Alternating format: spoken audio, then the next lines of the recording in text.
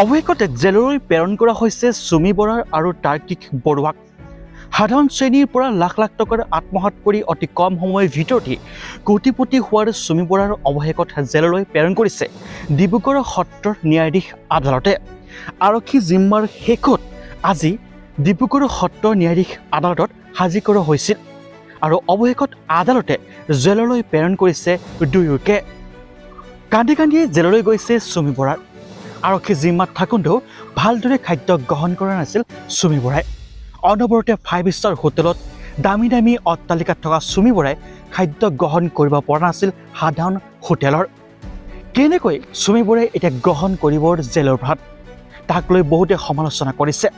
যদি তুমি এগৰাকী অভিনেত্ৰী নাইবাৰ কোৰিঅ'গ্ৰাফী হৈ থাকিলাহেঁতেন তেনেহ'লে সদায় সমাজৰ হৈ কাম কৰি থাকিব পাৰিলাহেঁতেন।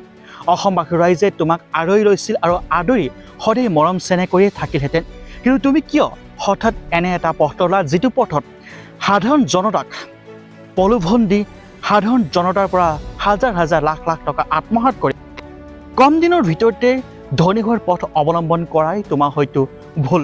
সামাজিক মাধ্যমত এতিয়া চুমিক লৈ চৰ্চাৰ কেন্দ্ৰবিন্দু হৈ পৰিছে।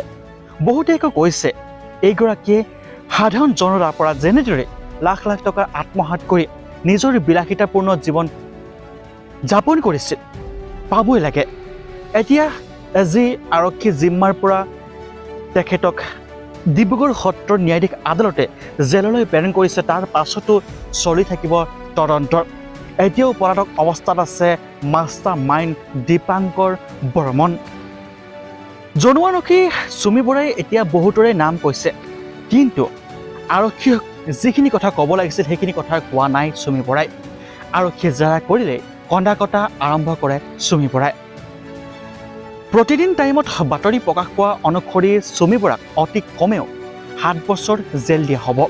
তাৰোপৰি বহু হাজাৰ কোটি টকাৰ জৰিমনা বিহা হ'ব। কিন্তু এতিয়ালৈকে আদালতে কোৱা নাই যে চুমি বৰাৰ কিমান দিন জেল হ'ব। কিন্তু প্ৰতিদিন টাইমৰ এক বাতৰি অনুসৰিয়ে 7 বছৰ পৰ্যন্ত জেল হ'ব পাৰে চুমি বৰাৰ। ইয়াৰ পৰা এটা কথাই বুজা যায়, বেয়া কামৰ পৰিণতি বেয়াই হ'ব, ভাল কামৰ পৰিণতি সদায় ভাল হ'ব। মানুহক তুমি কেতিয়াও ঠগি খাবলৈ চেষ্টা নকৰিবা, এদিন তোমাক সকলো মানুহে উভতি ধৰিব। এনেকৈ হ'ল কোৰিঅ'গ্ৰাফাৰ তথা অভিনেত্ৰী চুমি বৰাৰ লগত। এশগৰু মাৰিলে বাঘৰো মৰণ। টেঙাৰ আম বজাৰত এবাৰহে বিক্ৰী কৰিব পাৰে। এতিয়া জেলৰ ভাত খাই জীৱন কটাব লাগিব কোৰিঅ'গ্ৰাফাৰ তথা অভিনেত্ৰী তথা 5 ষ্টাৰ হোটেলত অনবৰতে কটোৱাৰ চুমি বৰাই। আপোনালোকৰ বহুমূলীয়া মতামতসমূহ দিবলৈ নাপাহৰিব। ধন্যবাদ। যিমান পাৰে সিমান এই ভিডিঅ'টো শ্বেয়াৰ কৰক।